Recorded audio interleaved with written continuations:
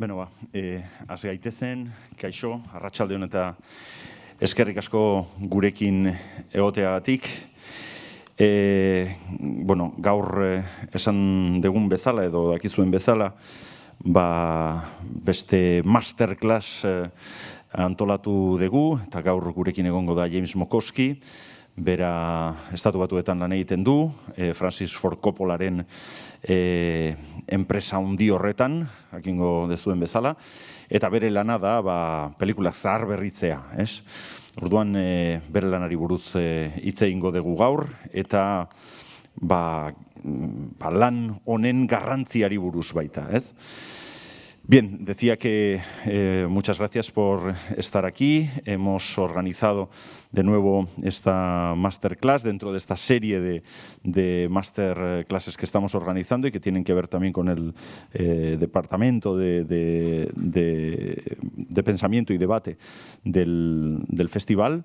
Así que nos planteamos muchas preguntas sobre el mundo del cine y hoy en concreto junto a James Mockoski, que es responsable, digamos, de conservación y de restauración en la empresa American Zoetrope de Francis Ford Coppola, pues vamos a hablar ni más ni menos que de su trabajo en las tareas de restauración, sobre todo de las películas de Coppola. Así que es realmente un placer tenerle aquí. Hemos estado hablando estos últimos días con él desde su domicilio, yo desde el mío, para ver cómo preparábamos esto, y quería decirles que al final, por supuesto, tendremos un turno de preguntas. Así que, conforme vaya avanzando la sesión, pueden ya ir pensando en ellas, y seguro que el señor Mockoski va a estar dispuesto a plantearlas. Así que yo sin más le voy a pasar la palabra. En una primera parte nos va a hablar precisamente de todo ese trabajo y de los proyectos de American Zoetrope. Después yo le plantearé algunas preguntas precisamente sobre el mundo de la restauración, más desde un punto de vista también a veces conceptual quizás, ¿no? Y terminaremos con ese Q&A con ustedes. So, James, thank you very much for being here. And yeah, you got that. Okay. Hello. And it's your time. Gotta make sure this is on. Hello, buenas tardes. Hola. And thank you, Yoshin. And thank you for bearing with me. It's been a year and a half, so I'm going to trust my notes. First trip coming over here in a year, so I thank you for having me. As Yoshin has said, my name is James Mockoski, and I've worked at American Zoetrope and Francis Ford Coppola for about 20 years now. And as the film archivist, I take care of the Coppola family collection of film, video, sound, and not only that, his memorabilia, his props, his costumes, and storyboards. So he has a wealth of material that the family has collected. It's not just Francis's collection, but it's also Sofia Coppola, Roman Coppola, and his wife Eleanor Coppola's film collection and history. Oh, Isha, okay. I want to be a good model. So, we're going to start here. American Zoetrope was founded in 1969 by George Lucas and Francis Ford Coppola in San Francisco. As you can see, these are the early founders, unfortunately all men and white at that time. But this was a group of people. We had Walter Murch, our editor, who worked with us for the last 50 years, still works for us. John Milius, who wrote Apocalypse Now, and George. And this is before George went to form his own company in San Francisco called Industrial Light and Magic. During this 50 years, when we started in 1969, the doors opened in December 12th, 1969. And Francis and George had the idea to not work in Hollywood. They were filmmakers that were passionate about doing their own projects, and they felt that if they stayed in Hollywood, they would be stuck doing films for the studios that they could care less to do.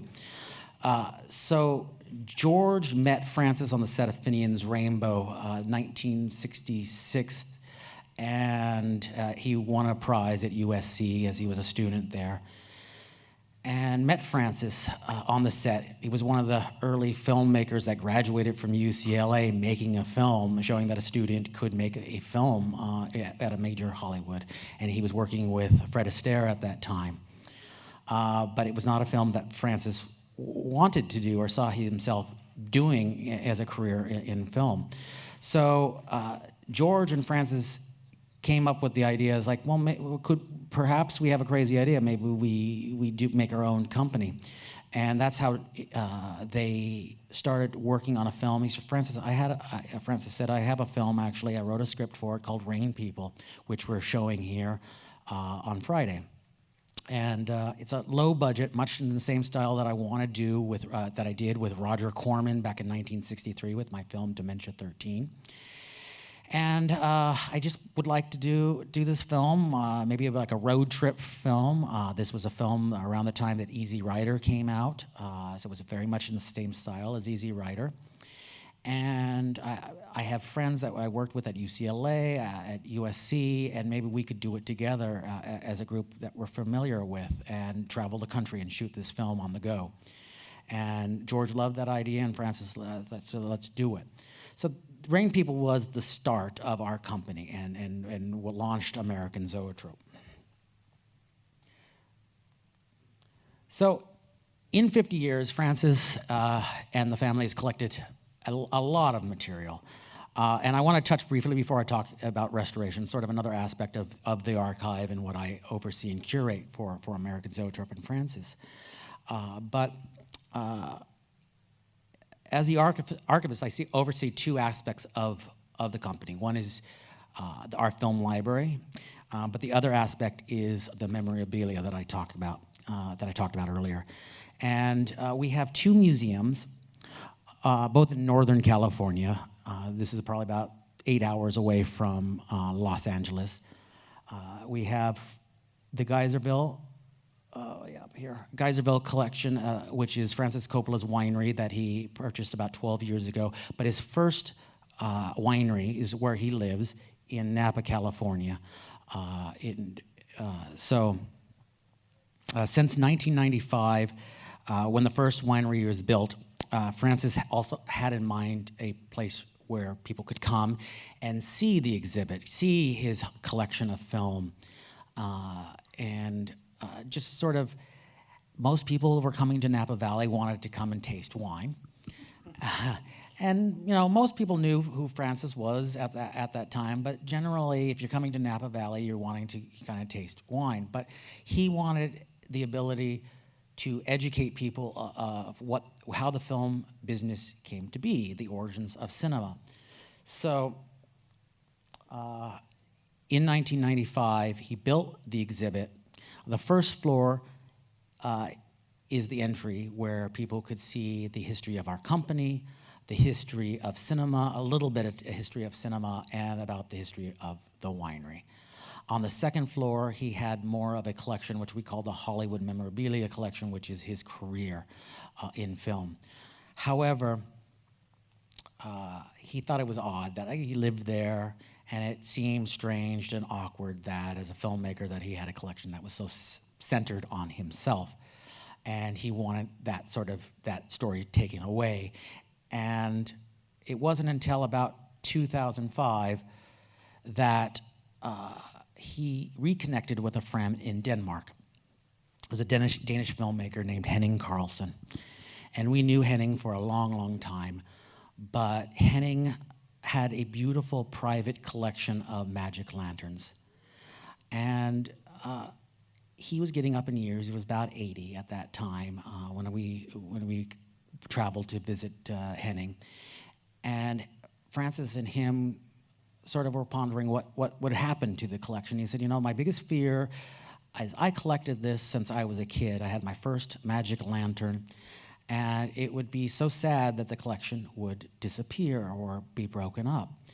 And Francis said, well, this is what I've had in mind for a number of years, is that perhaps we could somehow find a way to bring it to California and have it on display, because this is exactly what I want to teach people about, is I couldn't be a filmmaker without the idea of the magic lanterns, the early pre-cinematic devices, what came about with the explosion of lantern film, magic lanterns, and zoetropes, which gave you that illusion of motion.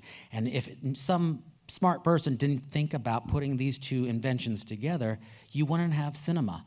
And having these guests that were wanting to wine, he said, well, this is a perfect captive audience. While they're getting drunk, let me teach them about early cinema. And you take it for granted that the tradition of film directing or visual effects didn't come overnight. That language had already been developed during the time of magic lantern shows, and that was a very key component to what Francis wanted to convey. So in 2006, we brought the collection over to the winery and built it, and it wasn't about till 2007 where I'm just trying to get used to this flow, so I hope this is okay with you. But so in 2007, we opened the museum. And the other interesting thing about this collection is that because it came from Denmark, this is also the origins of our company. American Zoetrope came about, the name of the company came about with a trip between George Lucas and Francis when they came and visited Denmark, Copenhagen, in the mid to late 60s before they shot Rain People. And he was invited to see a film company called Lanterna Film. And Lanterna Film was a group of guys that were young, passionate students, young filmmakers that were doing what they wanted to do as filmmakers. And that was the inspiration, that was the moment that Francis and George said, yes, we could do this, and this is exactly the model that we could try to do in Northern California. They're not under anyone's thumb of making films for someone else. They're making films for themselves, and that was key to them.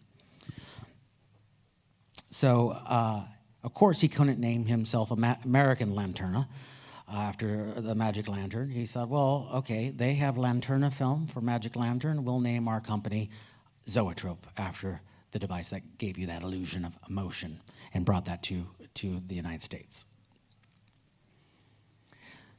So lastly, I'll end with, before I go into restoration, I want to talk about sort of the second museum, which is where I had talked about not wanting a collection at home where it was focused on his career.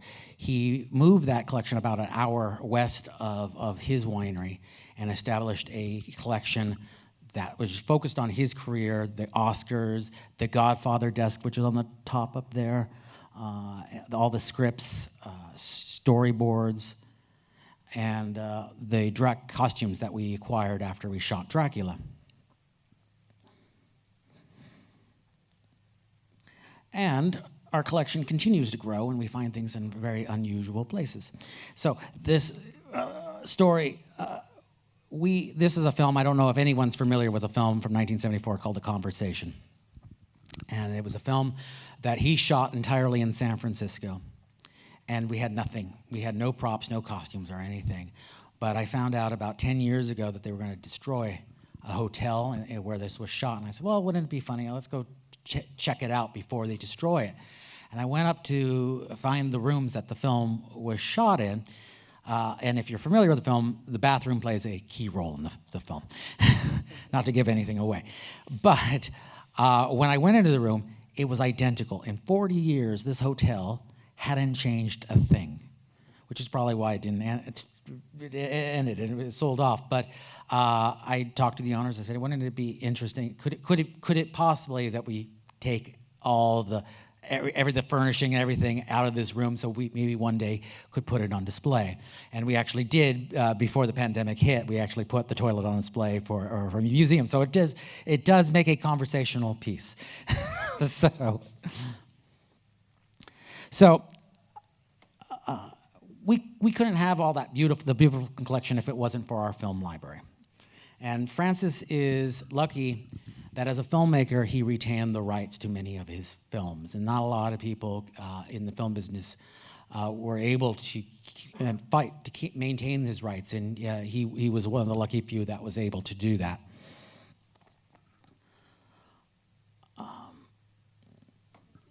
So now I'm going to lose my space, so I'm going to go collect my thoughts here. So as my role of the archivist, I preserve his collection of film. I vault it in the proper vaulting spaces in Hollywood and Northern California. Generally, we maintain the property in our vaults. We don't have it in with any of the studios. We have found over time that studios care about the newest film, and sometimes a lot of the older catalog titles have been discarded, or a lot of the assets haven't been cared for. So Francis always protected, and he saw that even on the very earliest days when he was working with Paramount, that a lot of the films had been discarded, and he wanted to make sure that the films were protected. So he fought to keep his stuff vaulted in his own protection.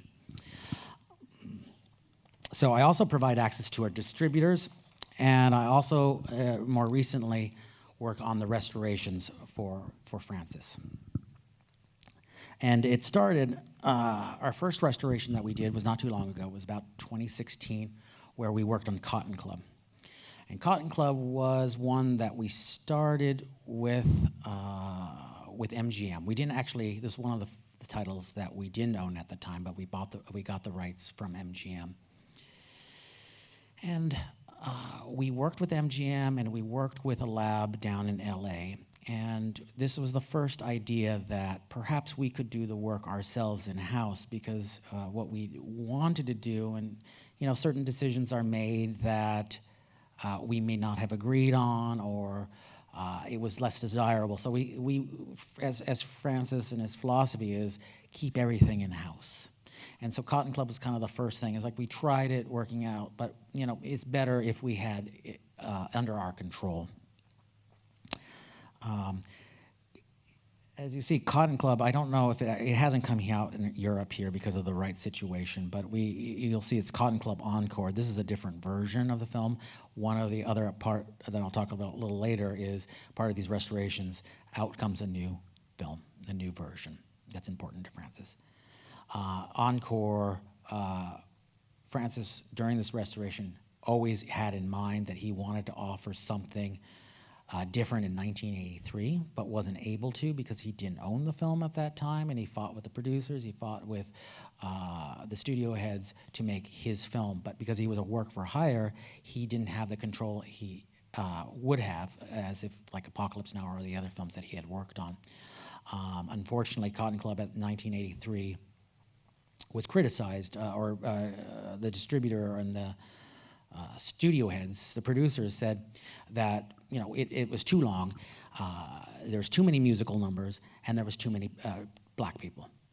And Francis thought this was absurd at the time.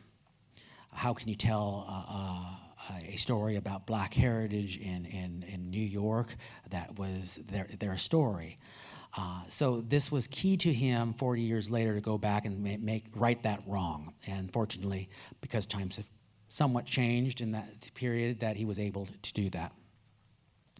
So with what we learned on Cotton Club, we then decided to take most of the work back in-house. And what we learned on Cotton Club, we took to Dementia 13, Francis's first film from 1963, and we slowly built our understanding of what we wanted to do on restorations, and subsequently built upon our work. Lick the Stars, Sophia's first short film before Virgin Suicides. We started working with Warner Brothers on You're a Big Boy Now, and Rain People, which will debut here on Friday.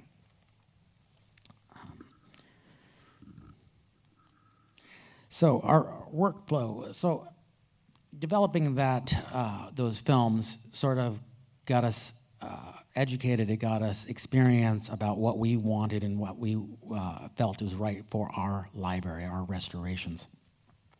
And so our workflow is very similar to many of the other studios and labs and archives. It's not too dissimilar, but to walk you through it a little bit it first starts with research. You need to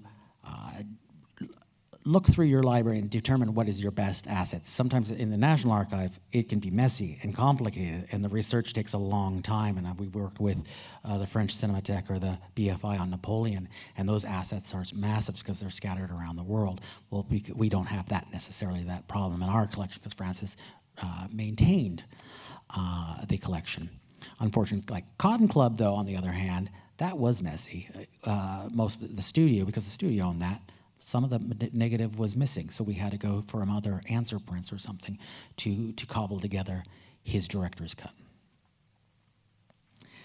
So in most cases, we determine if we're going to use the original camera negative or the interpositive, the IP, which is made off the camera negative, a copy of the original camera negative. And then we survey the assets to see if there's any damage that would need to be repaired. Is there any dupe negative sections that were cut into the negative that were there for to replace damaged sections? So these are the things that you have to look at when you're inspecting your elements. And then once we learn and gathered our facts of what we're going to use, we send the elements to our lab. Generally, our lab is primarily in Los Angeles, and we send it down there to be scanned. And at this moment, we're scanning at 4K. We're not scanning at any higher. We've done tests at higher resolutions that have yielded very little results, and we've pretty much stuck to scanning all our elements in 4K. So the next step after the lab scans, and that usually takes about a week or two to get back the results, they'll send the data to me. These are raw scans of the film. And I will do, this is actually my living room. I've worked for a couple of years, even before the pandemic. I worked in my living room and set up a workspace there. And sometimes my editor will come and help me if I need an extra hand. But they'll send me the files, and I'll remove the dirt, the scratches. I'll stabilize the film, and I'll remove any deflicker. And then the next step would be to send that material back down to a lab, pretty much where I scan the film. I'll send it back down to them, and they will do the color grading. And they will color grade either on a Da Vinci or a base light system, usually the Da Vinci, that we have been doing it. I will then get Francis down, or our DP, or DOP, here down to LA to review and approve the film. And once it's approved, then the lab will create the deliverables to our studio and send out the restoration to our distributor. So I want to show you a couple clips here. You'll probably get a little bit of an overdose on before and after shots, so I thank you for your sticking with it. But here, I'm going to show clip 1 and walk you through this.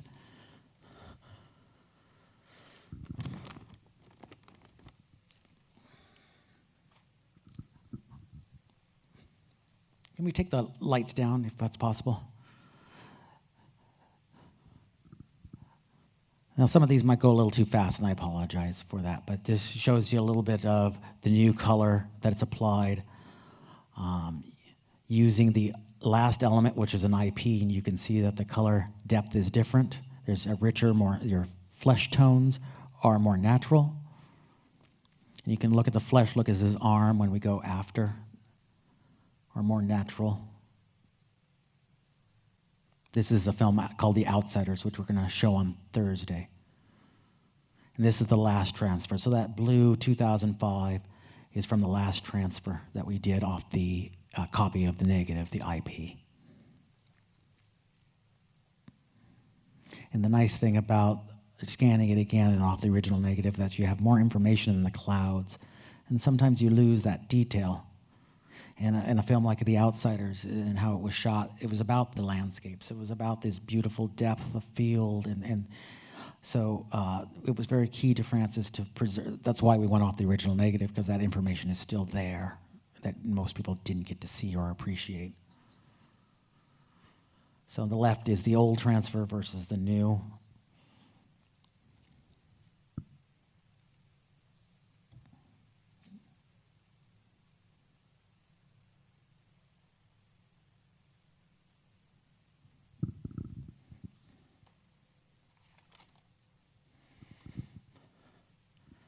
Again, more cloud information. and more color information. It's not just one color palette.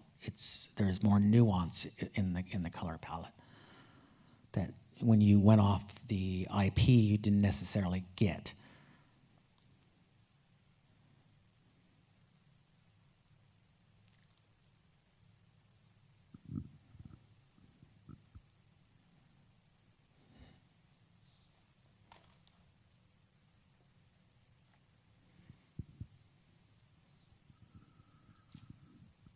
The nice thing about when we use the IP before, the detail in the hair, and I know sometimes people will think it's a little slight detail, but it is important because there is information there. The hair, you can see the difference in the hair. It's not soft, and the cinematographer was very key that you should see that detail.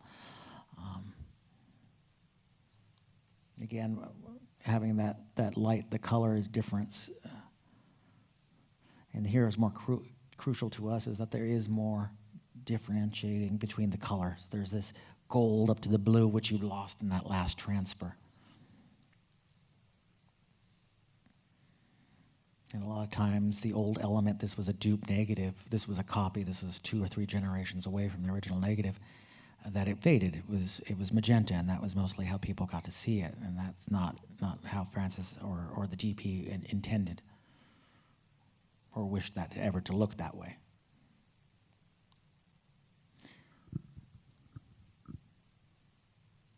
So on the left side, you'll see sort of this wiggle, and part of my job is also to lock that down and create it more of a stable frame.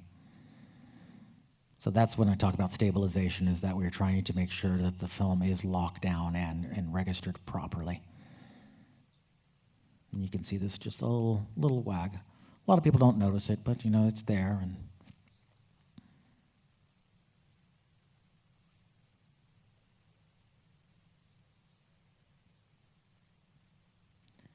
And this will be an example. Let's see here.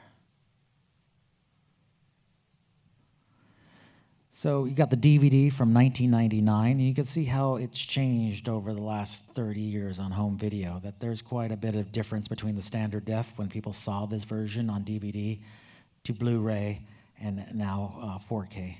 This is not 4K environment, so this is still sort of HD. So this is the original negative. This is what had the most damage. You can see the scratches on the left and right. And part of my job is to clean that up and to remove that element. Okay, and we'll do clip 2.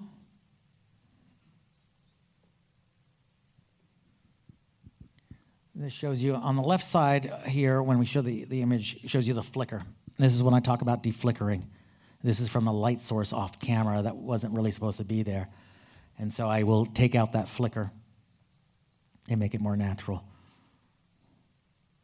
You'll see the fluttering of dirt and scratches.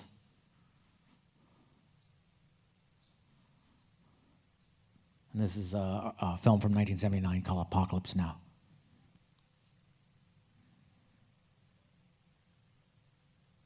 And that was off the original negative, so that's how much negative damage was done to it. And you can see on the left-hand side a scratch coming up.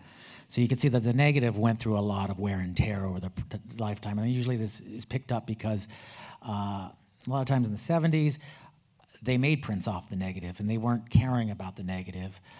So a lot of studio negatives were destroyed because they didn't care much of it. They weren't meant to last longer than the distribution of it. Fortunately, ours was in pretty good, decent shape, but when a lot of the scratches, you can see, were picked up when we had to do experiments, when we did IB Tech prints, which is that beautiful Technicolor process. And Vittorio Storaro brought that in, and he really wanted Apocalypse Now to sort of look like a Technicolor film because it had this beautiful blacks, and that was all about what Apocalypse Now wanted to be. It was a beautiful black, rich palette, saturated palette that Technicolor could do. So unfortunately, you had to use the negative kind of to experiment with that, and sort of picked up a little bit damage during that experiment. We'll go back to the slides. Okay. So we sort of had to relearn what everybody else was going through in labs had learned is that, during the digital process, digital's nice. Digital is great. You can make easy fixes that were impossible or you couldn't do during the photochemical restoration before digital tools were allowed. But it can cause problems that we have to be to be on guard about. And this is kind of why we took on Cotton Club, because we found that certain artifacts were introduced, what I call fingerprints, not literal fingerprints, but things, tools, or touches of an operator, such as myself, will go in and affect the image that were not intended. So you can see on the right-hand side, this little blob. These are actual hits that an operator would do, and the bottom here is a clone, a copy of another frame that got put on the film. And these are things during the restoration process that can happen. And a lot of times they're not caught. And we found that when we were going through things that it's not really a restoration, because I shouldn't have my fingerprints all over the film. The only fingerprints that should be on it is the negative cutter or the editor, or Francis. He can have his fingerprints, but I shouldn't have my fingerprints on the film. So there's a lot of dirt tools, errors that occur that you have to be on guard with. But what we also found when working with studios, that they can also affect with their taste. And the next slide.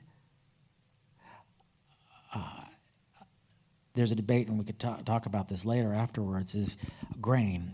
My philosophy is that when I do a restoration, it should still look like film. It should still be as you remember it in a movie theater.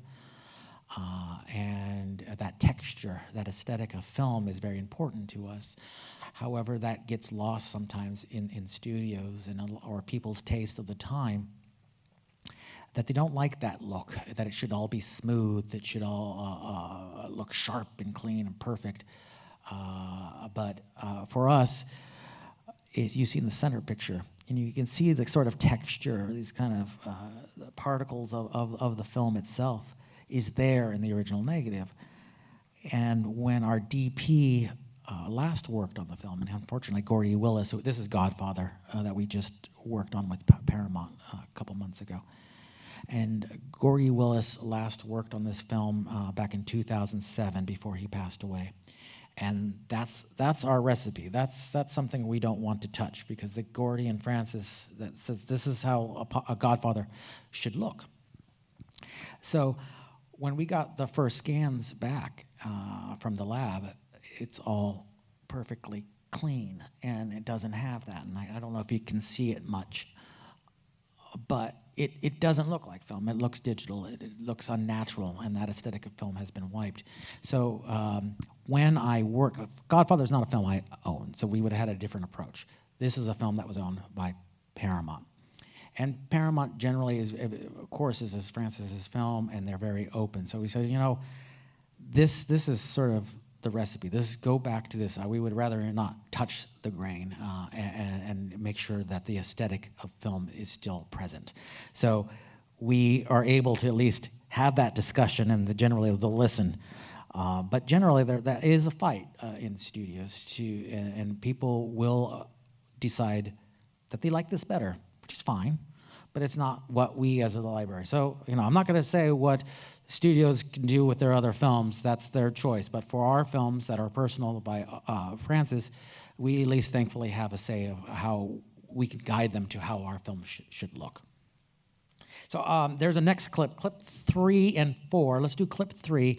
And I'll show you, again, an example of when I say grain. Hopefully you can see it on this projector. But this shows you sort of when they go through this process of degraining, what they can introduce during the digital restoration. So if you can do clip 3.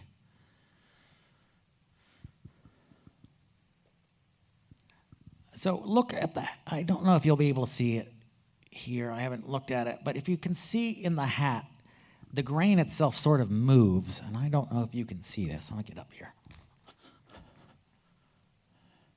It might be too fine, because this is an HD projector. So anything higher, so it might look fine here. You might say, this looks perfect. What are you talking about? So, but what I'm trying to demonstrate here is that fine particles, you can see the particles that I'm talking about, right? Well, when they do this process in the lab, it's called neat. And it strips the grain and then re-adds it. But when they do that, any motion that happens, it moves the particle as if the characters are swimming through it. And it looks very unnatural. So when we do things at a higher resolution, and we're going to send them, put it on 4K television, those things become really apparent. HD here, this is 4 times less the resolution than what we are doing now, so you may not necessarily notice it. So these examples are not so good, but in theory now you can understand what I'm trying to talk about. But it looks so unnatural, looks so like an alien walking through, it's sort of morphing through the film, and it doesn't look natural at all. And this gets introduced a lot during this process. But in general, I will not, if it's a film that we own, I will not go through that process. It will have grain as it's intended. We feel it's intended, so we won't touch the grain. So I will skip that next clip because there's no benefit of showing it. So if we can go back to, let's see.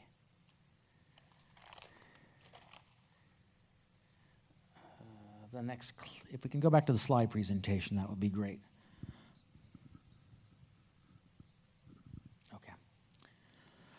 So I talked about Rain People, and we're bringing that here on Friday. But on Thursday, we're bringing another film called The Outsiders. And Outsiders was a film that Francis did in 1983. This was a different philosophy of why he wanted to recut it. He recut it in 2005. In 1983, and I don't know here in Europe how aware people were of S.E. Hinton's book. S.E. Hinton was the novelist who wrote The Outsiders in the 60s. She was 16 years old.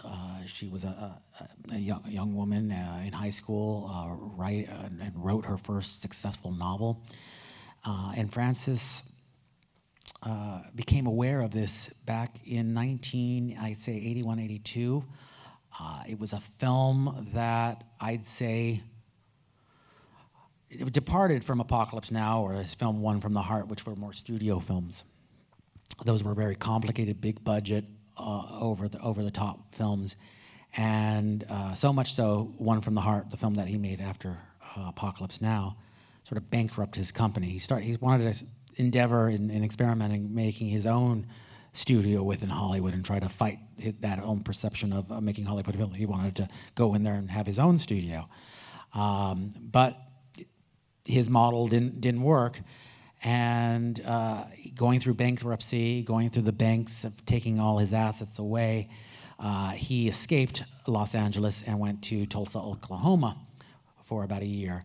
And he found S.E. Hinton's novel the perfect thing to just sort of escape and make his own film. And very much in the same style as sort of Rain People, as sort of a small crew, low budget film.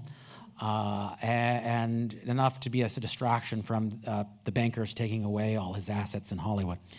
So what the challenge of this restoration, The Outsiders, was that most people saw the IP for 40 years, which is fine. It's a beautiful, beautiful element. But Francis was very passionate that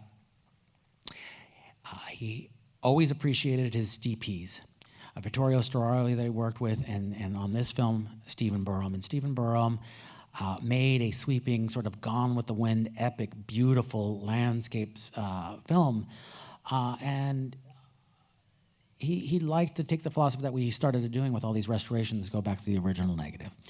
And unfortunately, when we did the research and we pulled the negative, we found that because everything was sort of low budget, and they were trying to get the film done quickly, they took some shortcuts with the filmmaking in the editorial process. And they didn't do what we call a traditional A-B film. So the visual effects, the fades, the dissolves, those were all dupe negative. Those are 2 generations, or sometimes 3 generations by the time they go to the theatrical release away from the original negative. So you got this sort of softening of the image. So you go from original negative to a softer image, back to original negative, and it didn't match evenly. So Francis decided he wanted to go back. and try to find the assets that made those fades and dissolves. Something they could have done back in '83, but they didn't do it.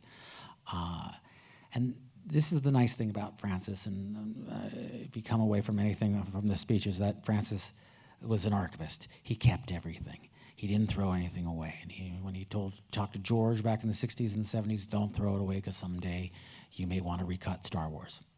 Some people may say that. I like the original, but that's fine. But you may use it, is the point, and you may use it for a different project. We've used music that he's recorded 40 years ago in later films. So he's always frugal, but he's always like, I pay for it twice. So if you can keep it, then I would caution everybody that never throw anything away that he saw happening in LA.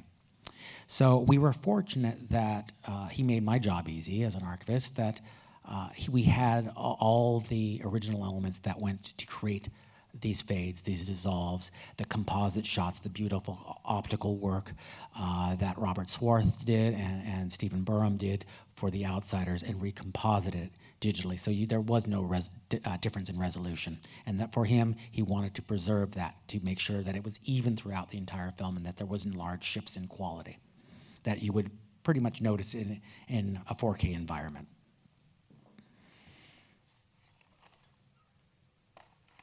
And I'll show another before and after. We'll start clip 5, if we can. One other thing that was nice, Francis, in the importance of keeping things, is that Apocalypse Now, in 1978, 1979, when we came back from the Philippines, the film was a mess for them. It was complicated. They didn't know how to edit the film. You would think that, how do you mean you don't know how to edit the film? Isn't it scripted? And it's like, well, the editing really didn't happen until they got all the footage back from the Philippines in 1978, 79.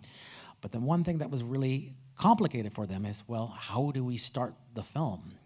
And so Francis and Walter Murch, his editor, had a meeting one day, and Francis was going through all the trim bins where Walter had cut up all the rolls of film, and some things were discarded on the floor. And Francis picks up the piece of film and said, "Oh, this is beautiful shots of extreme close-ups of the helicopters and the smoke blowing. Wouldn't this be kind of psychedelic, weird way of opening the film, And so it was like from something that he discarded, that was just casually just thrown away, became the opening of the film. And that's sort of what he sort of instilled on us, is don't casually throw this away. Maybe it didn't work for your film now, but maybe it will work later, or maybe we'll find a purpose for it. But let's hold on to it.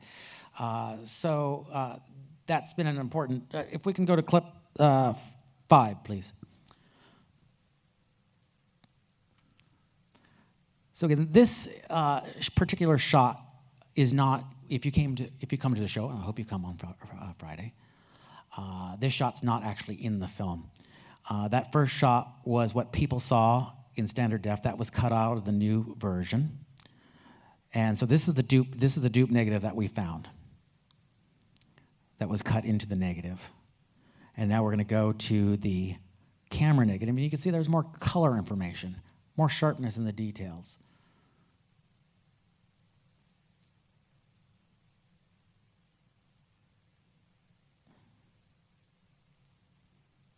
So the dupe negative on the left versus the original camera negative. So again, more color information. It's a wider color gamut. And this is what people mostly have seen if they had the DVD.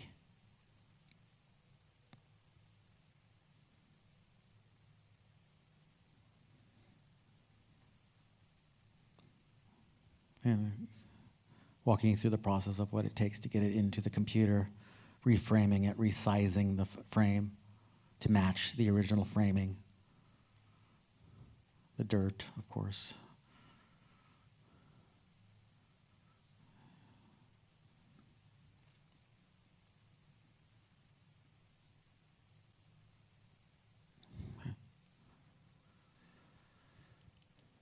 Okay.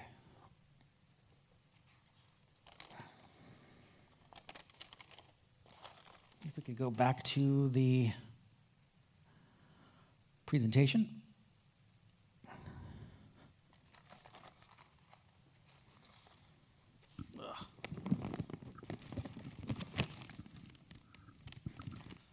Okay. So, when I ever talk about restorations and I say, oh, I'm going to work on Apocalypse Now, people say, well, haven't you done that already? I've seen that restoration. We didn't do it 10 years ago. And I was like, well, it is true. We have constantly revisited our films. Thankfully, the technology's improved that hopefully, things will slow down. And I think we're at a very good point in technology-wise. I want to do one last clip right here just to show exactly how things change over 12 years. And it's not that long ago, but we worked on a film called Godfather 3. And if we can show the last clip, was clip 6. Actually, I lie, there's two more clips. Then I'll stop talking and turn it to Yoshin.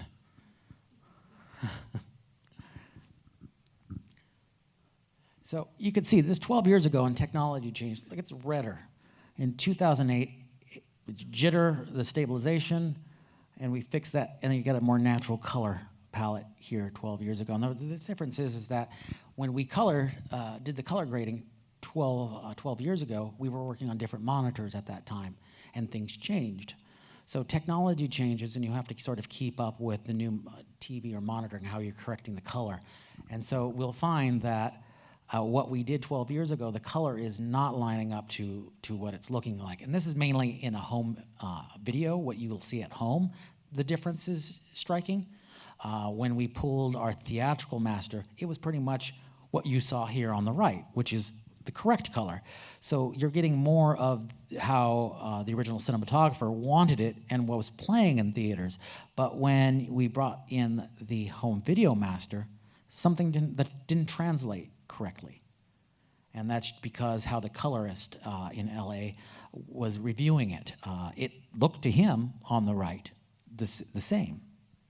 But now when we pull it up, it's completely different. And so we have to make sure that on new monitors or new TVs that it is falling in line with our theatrical master. And I think you can see he's more sunburned. His face tones are not natural at all.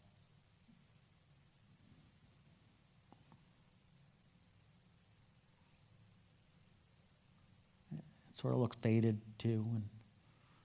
And that's what we found happened in all the Godfathers that we just touched, Godfather 1, 2, and 3, that it was, when we're read, they were all done at the same time on the same monitor, and so the translation 12 years later is not working. So we'll do one more clip after this, but I want to say, you saw the films in the last slide. When we start a restoration, and it usually begins with a discussion with Francis of what he wants to do, and I'll go through the films and I'll start restoring and doing the research. And the moment that I think I'm done, I'll sit with Francis and I'll be in a color session with him, and he says, you know, this is fine, it looks good, but I would have preferred a different version. This is not the version I wanted. So it was like, well, okay, well, what would you like? Well, you know, I talked to you earlier about Cotton Club and how that discussion came about. He said, well, you know, that was not what I wanted to make. I want to make my version how I wanted to make it in 1983, 84. Apocalypse Now came out of the sort of same discussion. He said, you know, in 1979, the film was weird. People didn't quite understand it. And I wanted so much more in that film. So in 2000, he came up with the version Apocalypse Now Redux. And he added 45 minutes. So, okay, most people said, it's longer. It's now over 3 hours. And Francis, well, okay, now 20 years later, maybe that wasn't the right thing. Maybe I'll do something in between. It's like the Goldilocks cut. I'll make it like 1979, but I'll make it halfway in between Redux. and find that right cut. So him as a filmmaker is very important to understand that he sees storytelling as an evolving thing.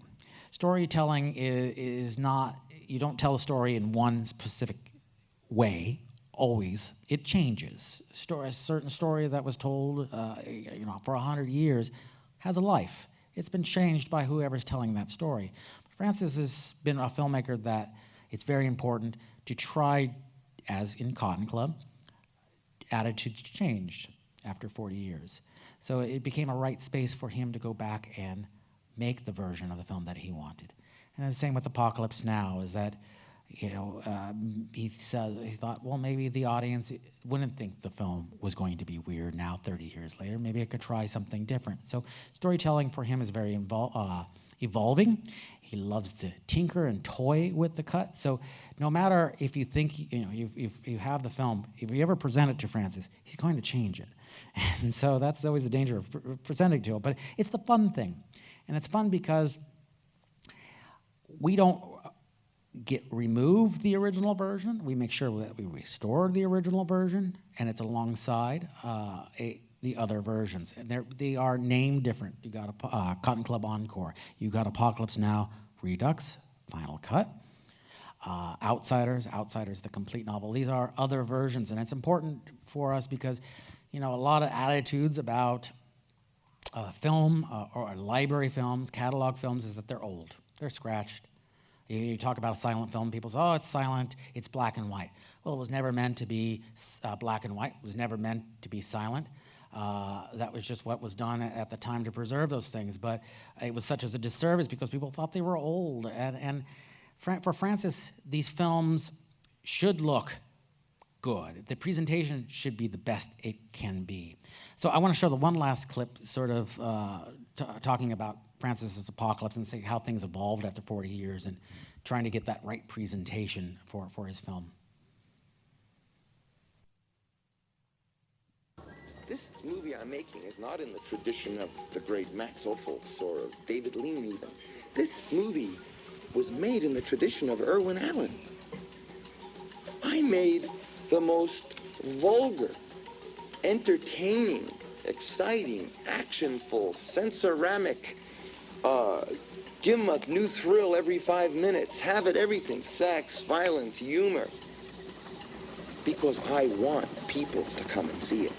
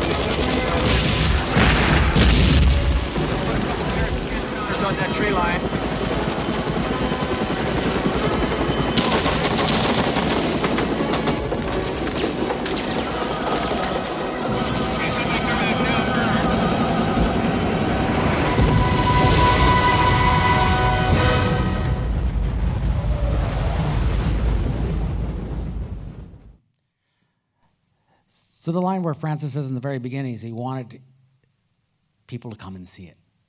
Well, you see how the first version on VHS, that wasn't a great presentation. And it's amazing to think that home video, only around for 40 years, it's evolved so much, and there's no new tools and new things that make that presentation equal to what we saw in the theaters. And that's the whole point. Francis would rather you not be at home watching his films. He would rather you watch film in cinemas. That's where the proper presentation.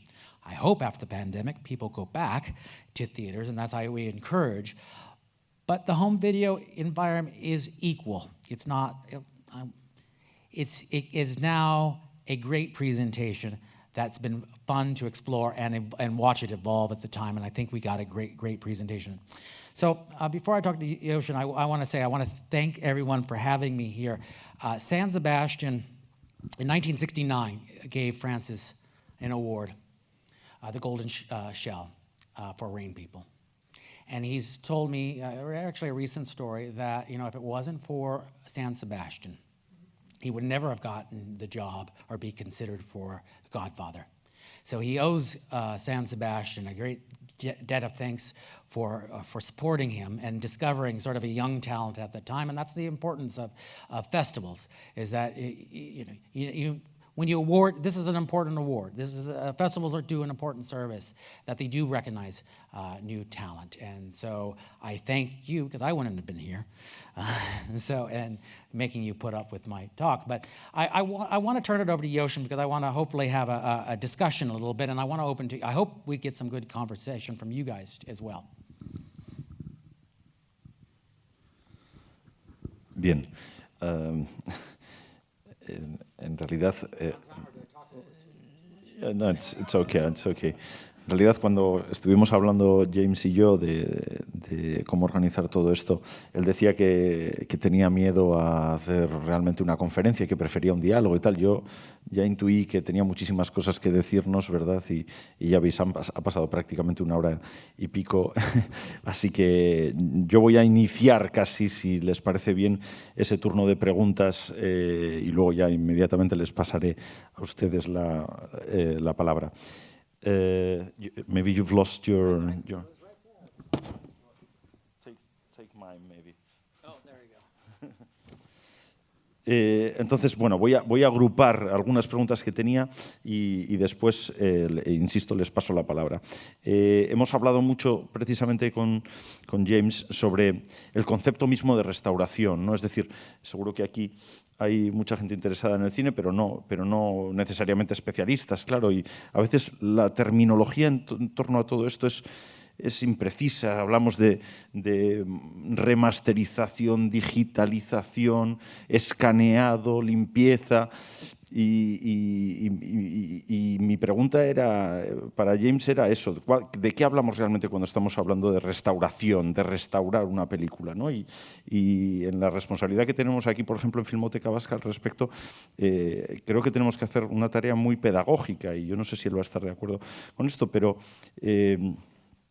yo creo que no se tiene muy claro a veces la importancia de la restauración en el cine. Yo le ponía un ejemplo hace poco intentando convencer a alguien para hacer inversiones privadas desde lo privado para invertir en restaurar, y alguien que está acostumbrado a ese tipo de inversiones en otro tipo de artes, digamos, su pregunta fue: ¿pero el cine se restaura? Es decir, lo que es obvio para un edificio, una iglesia, no lo es tanto, digamos, en la calle para el cine, ¿no? Entonces, bueno, esa sería como la primera pregunta. ¿Qué es una restauración? ¿Por qué hay que restaurar películas? Ya lo he explicado un poco, y a veces, ¿por qué hay que restaurar tantas veces películas? Es decir, una restauración hace 10 años ha podido quedar obsoleta, ahora tenemos nuevas herramientas para eso, ¿no? Y luego, por supuesto, algo, y ya termino, muy vinculado con el trabajo que hacen en American Zoetrope. Es decir, una restauración tiene que dar nueva vida a las películas. Esas serían mis preguntas globalmente. I lost my translator, but I think I got your question. Maybe I can do it in English if you want to. the difference between what we talked, versus, yeah. And what is a film restoration? Why do we have to restore films, and why so many times? Yeah. And could or should every restoration give new life to a film? You know, in order maybe to look for new audiences, as you said. I'm getting Spanish translation, so I'll take that out. So, restorations mean different things to different people, and I sometimes feel that restoration is sort of a false term or a false thing that we are trying to obtain, because no matter what, there is a modern. I talked about fingerprints. You know, it's so hard to remove modern aesthetics. I think even if it goes into restoring grand paintings, it's so hard. Is that truly a restoration? Even though they're coming very close to using the original paints, or it's the same sort of thing. Controversies or issues that I'm dealing with in a digital environment. Some may not consider what I do a restoration if I'm not going back out to film, because people have seen this in original film. But we do that on an economic basis, because sometimes, you know, the library is very expensive to put back out on film, so that becomes a burden. But I think with our digital restoration, that we have come close to at least giving you the aesthetic of what film would look like, and people may have a difference of opinion on that as being a restoration, and that's fine. My opinion differs probably from the Basque or any national archive, which is good. They don't have the luxury that I do, which is I have the filmmaker. I have a lot of times the cinematographer, the DOP with me, who tells me what my range is in this restoration, what they consider a restoration, or what they want to do for this. I sometimes like the word presentation instead of restoration, and how they want to present it. So the National Archives are great in that they keep tight control of things going too far. They're doing what I'm doing too with the studios. You're doing exactly what I'm doing, where I say doesn't look like film.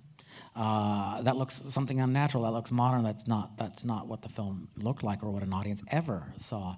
And so, because they don't have the filmmakers, they sort of have to work in a tighter environment and make sure that that someone in the archive or someone else doesn't take this film and make it look like it never was intended to. So, I don't know if I got every one of your questions, but. Let's ask them, you know, about what, because here we have a good debate, I think, but let's... Well, yes, it's a debate, but it is a debate that I have a private archive. And so I have a film, I work for Francis, and he will tell me what he wants to do to present the film. But studios don't also have that, but it will introduce their own taste. Whoever owns or whoever works for their archive will introduce their own philosophy. So there are... You know, what a restoration means to you may differ slightly to me, and what a studio might do. So it is a little more nuanced than this means what a restoration should mean. So I will never criticize any other restoration, because I don't want them to criticize me. So anyway, I hope someone else has some good questions if they open it up. Su turno. Yes.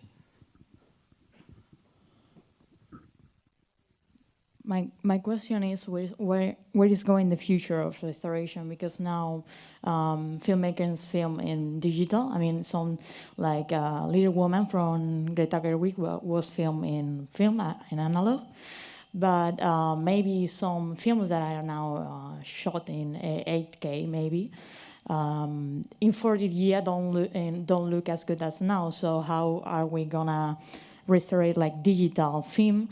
And also, is more like looking to the future would be more useful to shot in film actually, like right now, than in digital, since we can take the advantage of the film and apply it to the technologies nowadays, but with maybe shooting with an 8 camera in 4K is obsolete.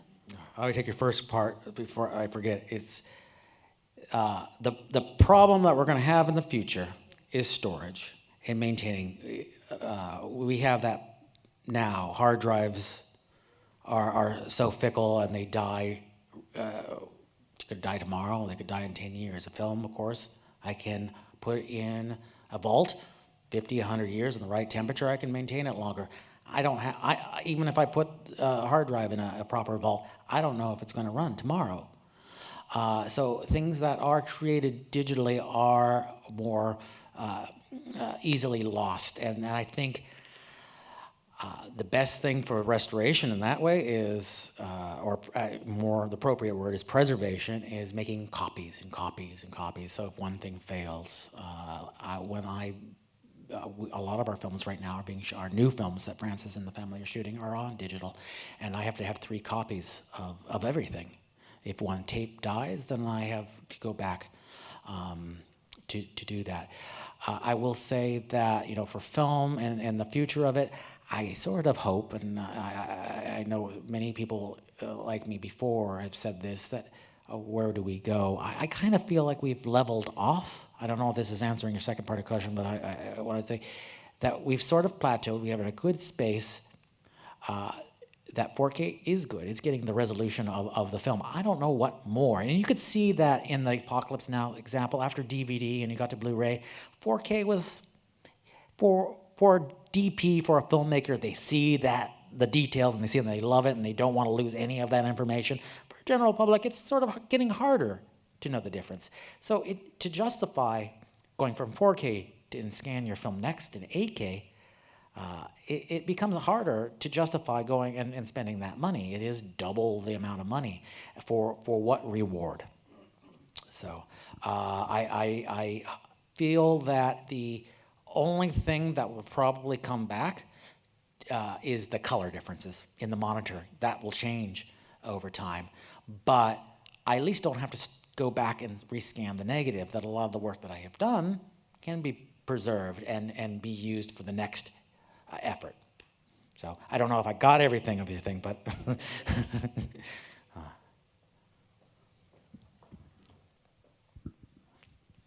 Great. Okay.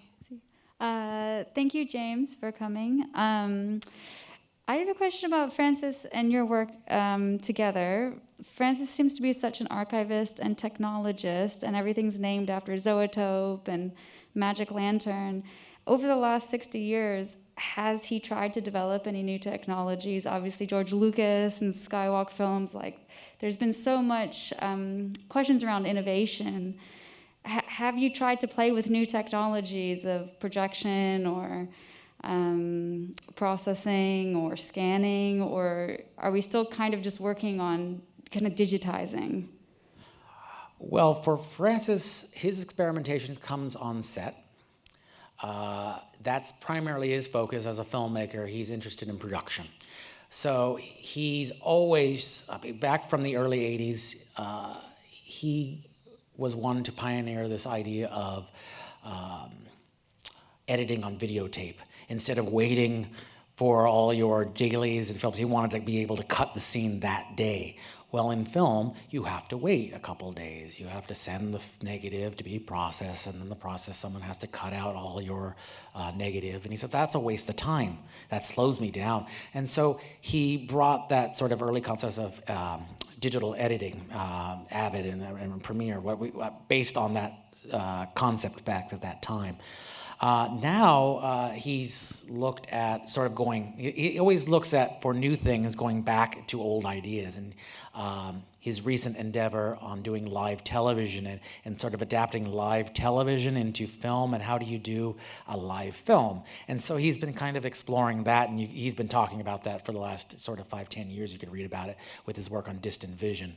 So that's kind of where his experimentation lies, is mainly on production. On a restoration side, not so much on striking new innovation. I was talking to you earlier. During the restoration, a lot of times I have a light hand. I don't push restoration too far if it doesn't look natural. If there's a problem that we can't solve, I sometimes just rather leave it, because sometimes the cure is worse than the problem. We tend not to experiment or too far. We still want the film to look as it does. So I hope that answers your question. Anyone? Please, I want more.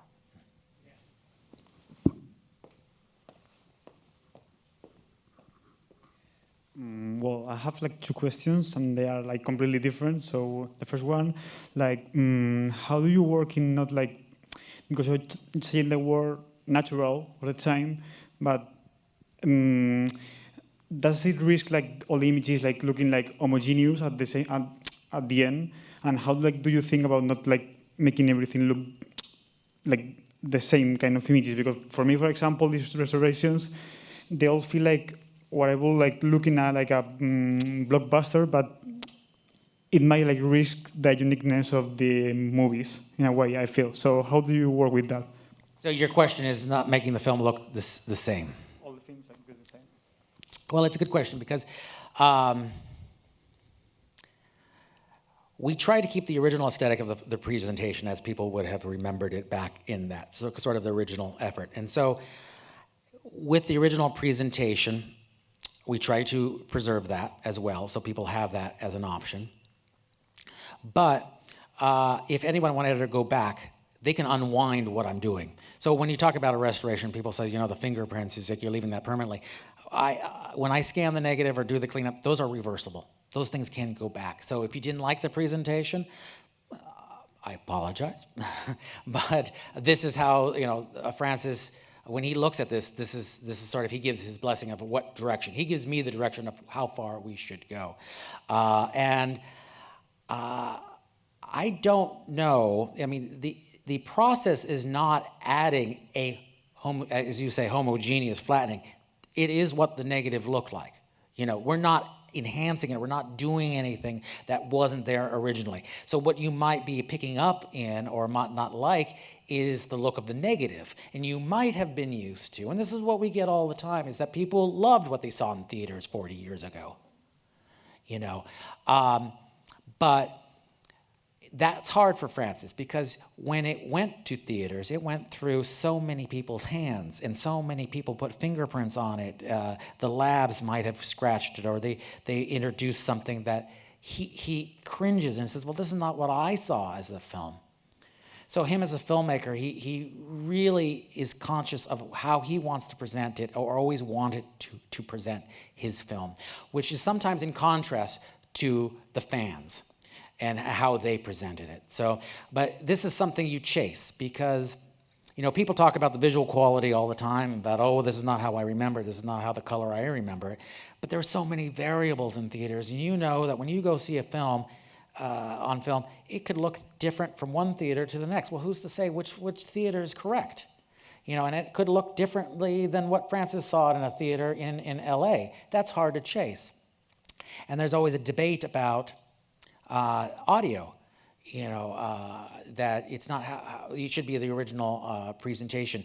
But how people saw films in 1983 or sound, those speakers don't exist anymore. So even now, the film is going to change. In 40 years, it's going to sound different to us, because speakers change, technology changed, and this is not something we can't fight. But what we can do is try to make sure it at least is the presentation that Francis wanted originally, and that's why I show those pictures, is that the studios sometimes will introduce sort of a homogeneous look, or taking the grain off, and I'll at least try to fight against that. So anyway. Yeah. It's a good discussion, because it is something that we have to, but it's a latitude of a discussion of how far to go with the tools, to make it still look like it did. But I'm never going to make it look exactly how you remember it. So. Any more, please? Yes. Again, another question about color grading. What happens if Francis sees the footage and say, I actually don't like that, because I know how doing color grading works. Like you have the trees and everything like that, at least in like a regular movie. So if you have to change something, you have to start from the beginning to do the color grading again, or is just small adjustments? That's a good question. Color grading always starts with a reference. As I had in that picture with Godfather, with the DCV, that was what he's approved in the past. Usually we'll have a print that was originally released, and that's our Bible. That says our instructions of how the color should look. So generally, it's reassuring the filmmaker that we haven't done anything different. And when we did Godfather, I mean, he did have concerns about, he didn't remember it a certain way, but we then showed what the Gordy Willis, the DP, had approved. And he said, oh, well, he will never overrule his DP. And he said, well, if that's what Gordy Willis approved, then I'm fine with it. But it is sort of, we will start with the reference. And sometimes, because with the new tools or the new monitors, we have to change things slightly. So this is kind of the importance of why I'm lucky to still have our DP to give the guidance of what they should do or what latitude, as in the new process called HDR, which is called high dynamic range. It's brighter, and they will set that discussion of how far to go, how bright certain things is.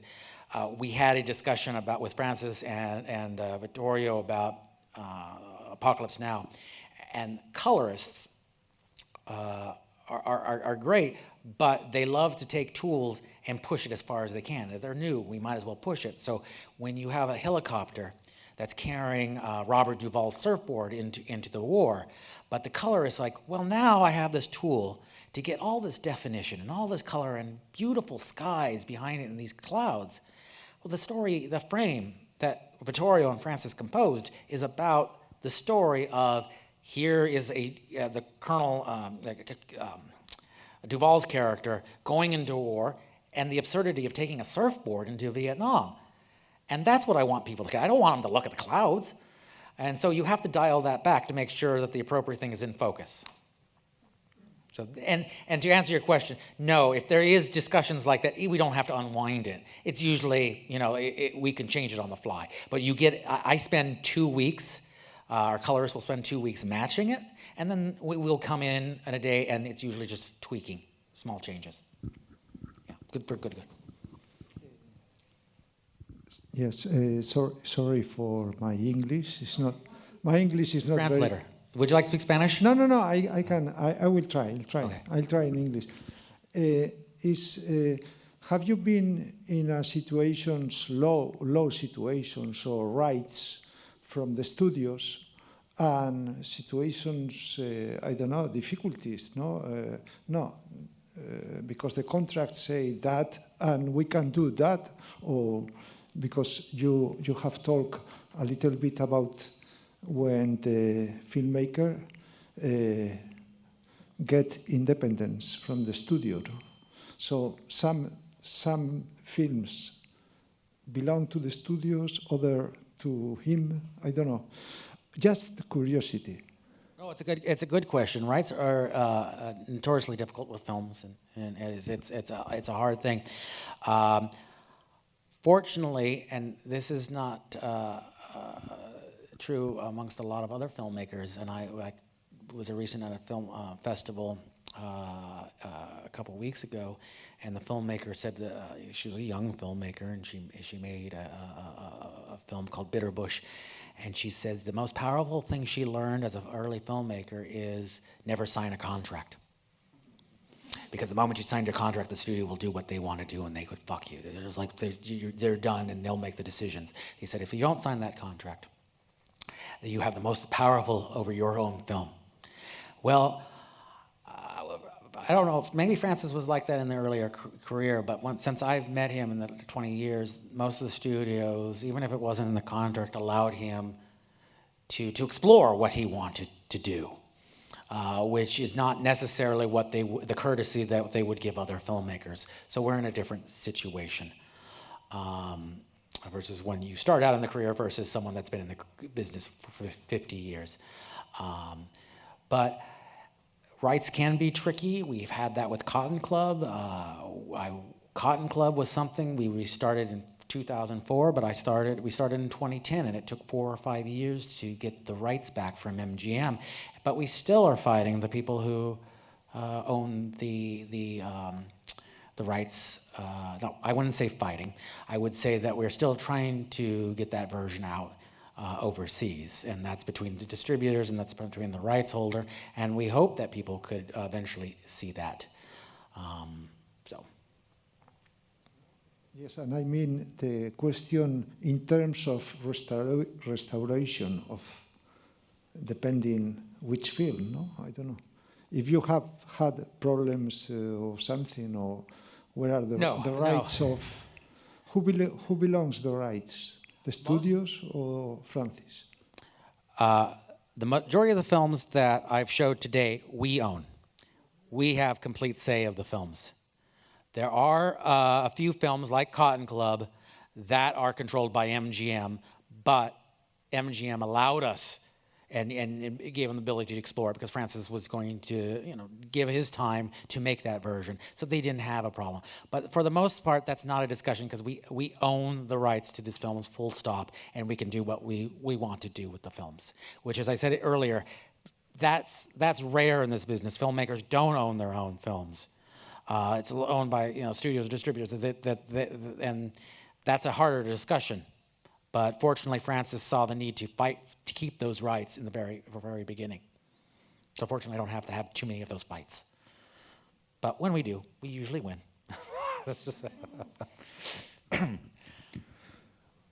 Muy bien, pues hemos llegado a las 8 de la tarde, que era el objetivo.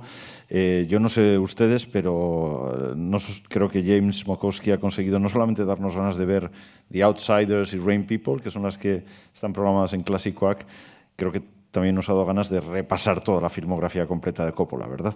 Así que les voy a pedir un aplauso muy fuerte para James Mockoski. Thank you very much, James. Thank you. If you have more questions, I'll be outside. So I'm here all week. So please.